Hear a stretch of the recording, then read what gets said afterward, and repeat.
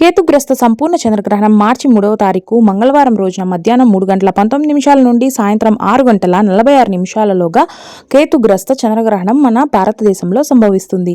ఇది మన భారతదేశంలో కనిపించడం వలన కాబట్టి మన దేశంలో ఉండేటువంటి వారు ముఖ్యంగా గర్భిణీలు, చిన్నపిల్లలు, పెద్దవారు గ్రహణ సమయంలో తగు జాగ్రత్తలను తీసుకునవలెనమాట.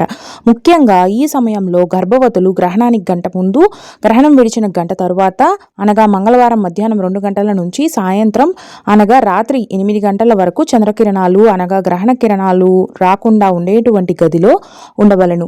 ఈ సమయంలో తగు జాగ్రత్తలు తీసుకోవడం వల్ల గర్భిణీ స్త్రీలు వాళ్ళ గ్రహణం వల్ల కలిగేటువంటి దుష్ప్రభావాల నుండి తప్పించుకొనగలరు. కావున ప్రతి ఒక్కరూ కూడా ముఖ్యంగా మక, పుబ్బ, ఉత్తర నక్షత్రాలు అలాగే సింహరాశి వారు ఈ గ్రహణ సమయంలో నియమాలను తప్పక పాటించి తీరాలి. గ్రహణం విడిచిన తర్వాత అనగా మంగళవారం రాత్రి 7 గంటల పైన తలస్నానం చేసి అప్పటికప్పుడు తయారు చేసిన ఆహారం మాత్రమే తీసుకోవాలి. నిల్వ ఉంచిన ఆహారాన్ని తీసుకొనరాదు.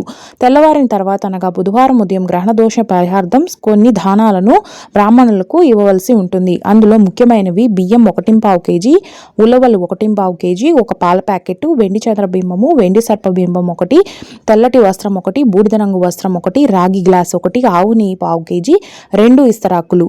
అలాగే ఏ రాశి వారు ఈ దానాలను చేయాలో ఈ క్రింది దగ్గర తెలుసుకుందాము. నేను ఇంగ్లీష్లో కూడా ఈ రాశుల యొక్క పేర్లను ఇవ్వడం జరిగింది. సింహరాశి లియో, కన్యా రాశి విర్గో, మకర క్యాప్రికాన్, వృషభ టారస్.